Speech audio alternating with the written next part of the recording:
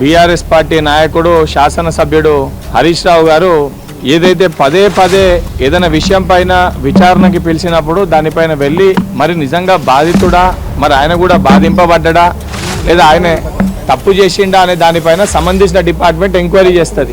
Enquiry చేసి దానిపైన విచారణ జరుపుతుంది. ఎంక్వైరీ చేయకపోతేనేమో ఎంక్వైరీ చేస్తలేరు అని అంటారు. దీని గురించి అని ఎంక్వైరీ చేస్తేనేమో న్యాయస్థానాన్ని ఆశ్రయించి సుప్రీంకోర్టు, హైకోర్టు అని చెప్పి మాట్లాడతారు. సరైన పద్ధతిలో ప్రొసీజర్ ప్రకారంగా, సిస్టమ్ ప్రకారంగా వ్యవస్థ తన పని తాను చేస్తుంటే ఈ షోఆఫ్లు ఎందుకు, ఈ నాటకాలు ఎందుకు? నిజంగా మీకు ఏదైతే చిత్తశుద్ధి ఉందో, నిజంగా మీరు తప్పు చేయకపోతే దానికి సంబంధించిన ఎంక్వైరీలో తేలుతుంది. న్యాయస్థానాలు కూడా దానికి సరైన తీర్పు అదే రకంగా ఇస్తాయి. మీరు ఏదైతే అరాచకాలు చేసినట్టు, మీరు అధికారంలో ఉన్నప్పుడు మాసొంటి వ్యక్తుల పైన అడ్డగోలుగా అక్రమ కేసులు బనాయించి భౌతిక దాడులకి పాల్పడి మా పైన దాడులు చేసి ఆఖరికి ఆ రోజు నేను సిద్దిపేట మీ యొక్క కాన్స్టిట్యున్సీలో ఒక హాస్టల్కి సంబంధించి ఫుడ్ పాయిజన్ అయిందని ఇన్సిడెంట్కి నేను సిద్దిపేటకు వచ్చే ప్రయత్నం చేస్తే సిద్దిపేట శివార్లో నా పైన దాడి చేసి ఏసీపీ అధికారులతో నా మెడల్ పైన కొట్టి నా తలపైన దాడి చేస్తే నాకు ఫిట్స్ అటాక్ వచ్చి నేను ఆ రోజు యశోద హాస్పిటల్లో అడ్మిట్ అయినా.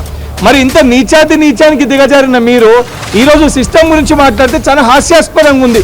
ఈరోజు ఇన్వెస్టిగేషన్ జరిగితే అది ఏ విషయం పైన ఒకవైపు మీడియాలోకి వచ్చి ఇన్వెస్టిగేషన్కి నేను సిద్ధమని చెప్తూనే మరొక వైపు న్యాయస్థానాన్ని ఆశ్రయించి ఇన్వెస్టిగేషన్కి సహకరించక ఒక డ్రామాలు, ఒక నాటకాలు, ఒక షో ఆఫ్ హరీష్ రావు గారు ఆడుతున్నారు. ఇప్పటికన్నా మీ నాటకాలు ఆపి నిజంగా మీరు తప్పు చేయలేదు లేదా మీరు బాధింపబడలేదు అని చెప్పుంటే ఇన్వెస్టిగేషన్లో బయటకు వస్తుంది. ఇవన్నీ పక్కన పెట్టి అడ్డగోలుగా ఇష్టం వచ్చినట్టు నోటికి వచ్చినట్టు ఏది పడుతుంది మాట్లాడితే ఈరోజు యావత్ తెలంగాణ సమాజం మీ 10 ఏళ్ల పరిపాలన చూసిర్రు.